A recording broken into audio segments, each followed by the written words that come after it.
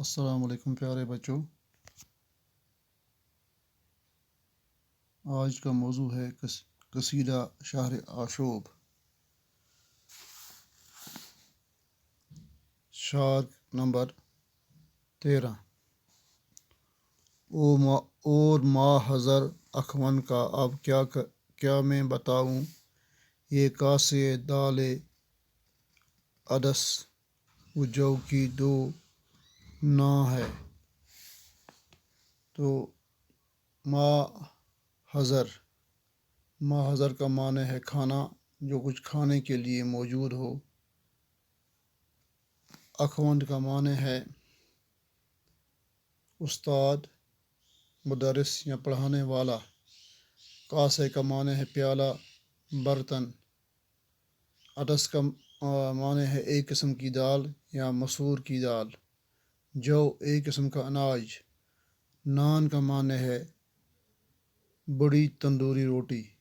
سودا فرماتے ہیں کہ اس وقت دلی کی یہ حالت ہوئی ہے، جو استاد قوم کا معمار ہوتا ہے، اس بیچارے کو 2 وقت کی روٹی تک نہیں ملتی۔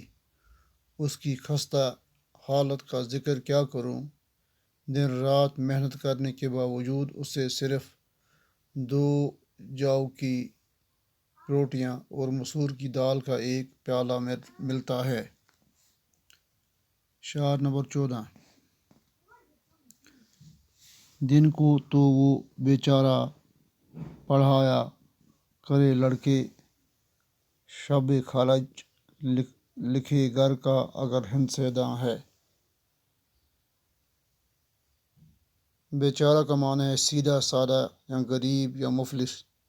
شب کا معنی ہے رات، یا اس کا معنی تاریکی بھی کہیں گے، رین۔ خرچ کا معنی ہے اخراجات۔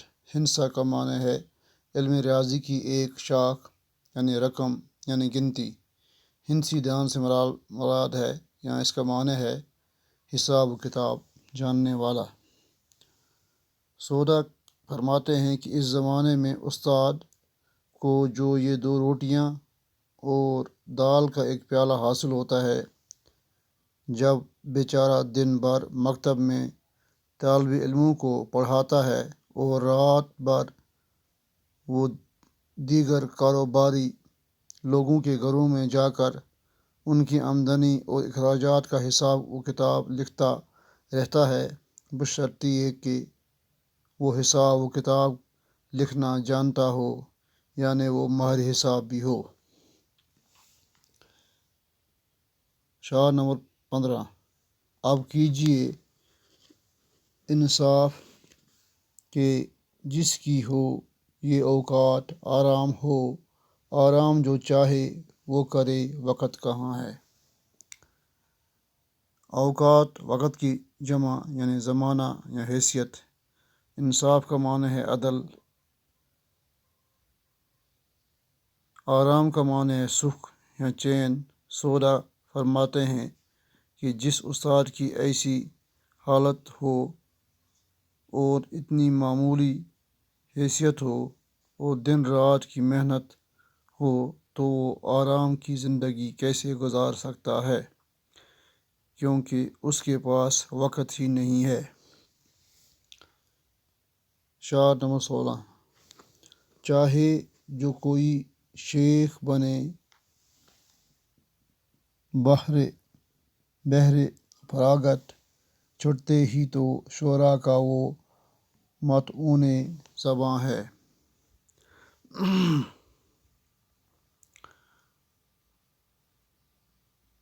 تو شیخ کا معنی ہے پیر یا مرشد یا پیشوا۔ بہر کا معنی ہے تک، لیے یا واسطے۔ فراغت کا معنی ہے آرام یا نجات یا چھٹکارا۔ شعراء یعنی شاعر کی جمع، شعر کہنے والے۔ مطعون یعنی شیطان، جس کو طعنہ دیا جائے۔ زباں معنی اقرار یا بول چال۔ سودا فرماتے ہیں کہ پیر و مرشد یا مولانا کا اس سے بھی برا حال ہے۔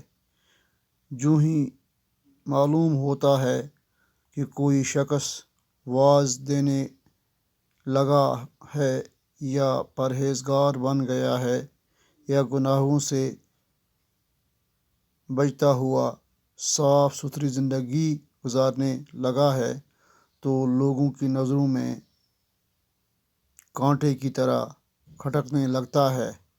خاص کر شاعر فوراً اس پر طنز کے تیر چلانا شروع کرتے ہیں اور نکتہ چینی کرنے میں سب سے آگے رہتے ہیں۔ شعر نمبر 17۔ تحقیق ہوا عرس تو کر داڑھی کو کنگھی لے کھیلے مریداں گئے وہ بزم جہاں ہے۔ تحقیق کا معنی ہے معلوم ہونا، خبر ہونا۔ عرس معنی سے مراد یہاں ہے بزرگوں اور مرشدوں کی سالانہ فاتح کی تقریب۔ کھیل کا معنی ہے جماعت یا ٹولی یا گروہ۔ مریداں معنی شاگرد یعنی فرما بردار۔ بزم کا معنی ہے محفل یا مجلس۔ جہاں معنی جس جگہ۔ سودا کہتے ہیں ان پیر و مرشد یا درویشوں کا حال بھی کچھ عجیب ہے۔ اگر انہیں کسی جگہ پر کسی صاحب مزار کے عرس یا سالانہ تقریب کی خبر ملتی ہے تو سج دج کر اپنی داڑھی میں کنگھی کر کے اپنے شاگردوں کی جماعت لے کر وہاں پہنچ پاتے ہیں اور خود میری محفل بن کر ایک عیش کی مجلس سجاتے ہیں۔ شعر نمبر 18۔ ڈھولک جو لگی بجنے تو وہاں سب کو ہوا وجد، کوئی کودے کوئی رو دے کوئی نعرے زنا ہے۔ تو اس شعر میں، اس قصیدہ کے 18ویں شعر میں سودا فرماتے ہیں کہ جب اس عرس میں قوالی کی محفل سجتی ہے اور قوال ڈھولک پر تھاپ دے کر گانا شروع کرتے ہیں تو تمام حاضرین پر وجد کی کیفیت طاری ہو جاتی ہے، یعنی ذوق و شوق کے ساتھ سبھی جھومنے لگتے ہیں اور ایک عجیب قسم کا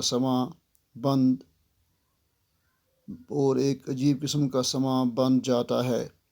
کوئی ناچنے لگتا ہے، کوئی روتے روتے آہوازاری کرنے لگتا ہے، کوئی زور زور سے نعرے بلند کرتا ہے جیسے ڈھولک کی